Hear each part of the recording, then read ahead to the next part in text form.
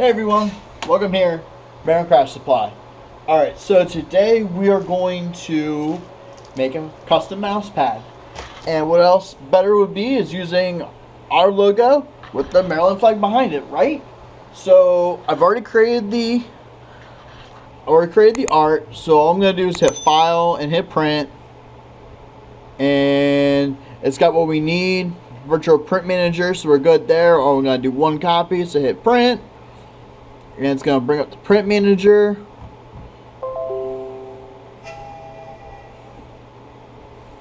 And bingo, we're on mirror. It's going to cut a little bit off of the sheet, which is good because the sheet's actually the size that we need for tallness or whatever that direction. But most importantly, it's backwards, so we hit print and we wait for it to come out.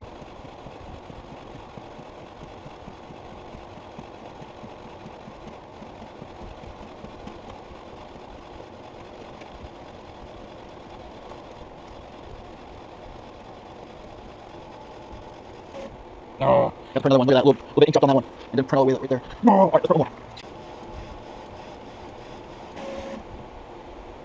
No. Got to print another one. Look at that. Little bit ink dropped on that one. And then print all the way right there. No. Alright, let's print one more. What is going on? I'm gonna do this one because it's for me and nobody else. But look, it's spitting up there again, and now I got lines in it. Alright, I'm going to do a head flushing real quick because this isn't coming out right. Well, you guys are going to wait for it. So, I'm going to print my last one. I'm going to call you guys back. Alright, I'm going to print one more. It's doing maintenance right now, but I'm going to do a head flush. See if that helps anything. I'll be right back with you. Alright guys, so perform the head flushing. So let's see if third time is truly the charm.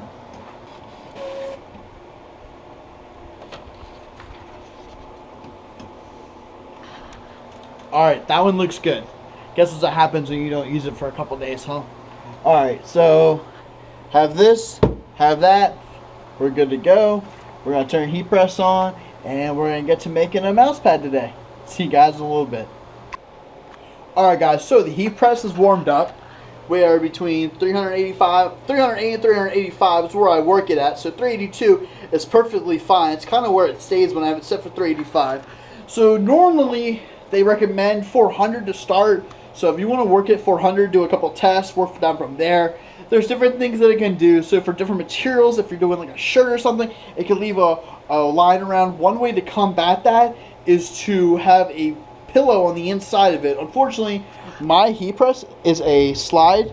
So when I use pillows, it just spits it out. So I don't use a pillow. So when I'm using t-shirts, I kind of use light pressure.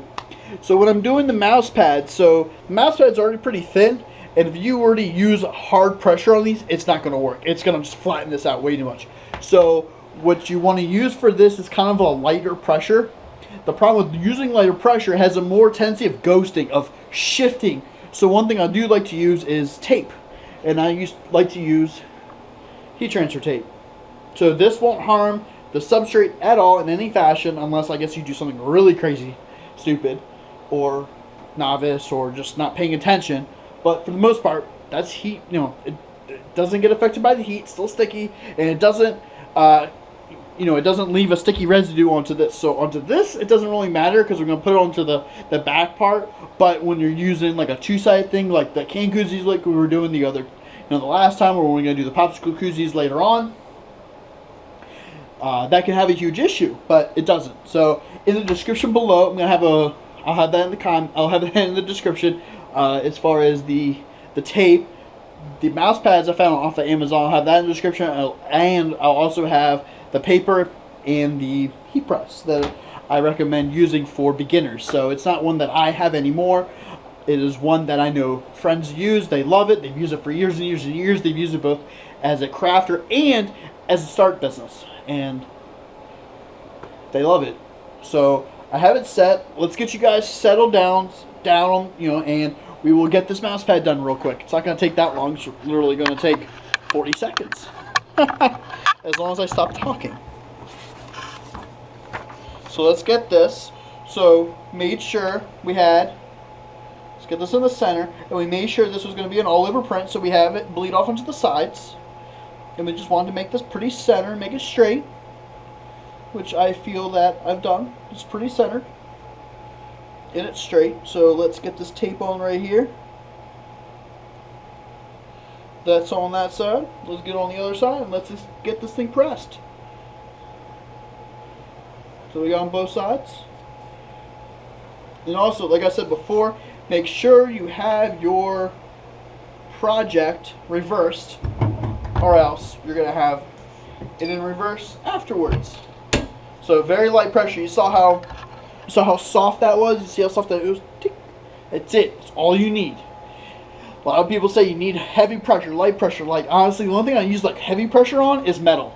If I'm doing t-shirts, light. If I'm doing this, pretty light. Koozies, light. All pretty light pressure.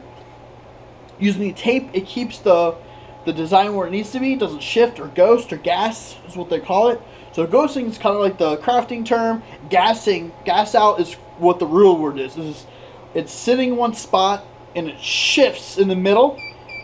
Up. And that's what creates the ghost or a double. Ooh, look at all that smoke. Wow, look at that. Came out great. Look at that. Look how awesome that looks. That came out awesome. There you have it. There's a bounce pad. Alright guys, well that's going to conclude today's video. If you haven't yet, please subscribe to the channel.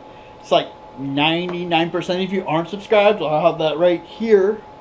Come on guys, need your support. I know I haven't been doing videos often, and I'm not going to keep doing them very often, but whenever I see a time fit or when I see a project that needs to be done, I'm just going to do it and put it here for you guys to come back and look.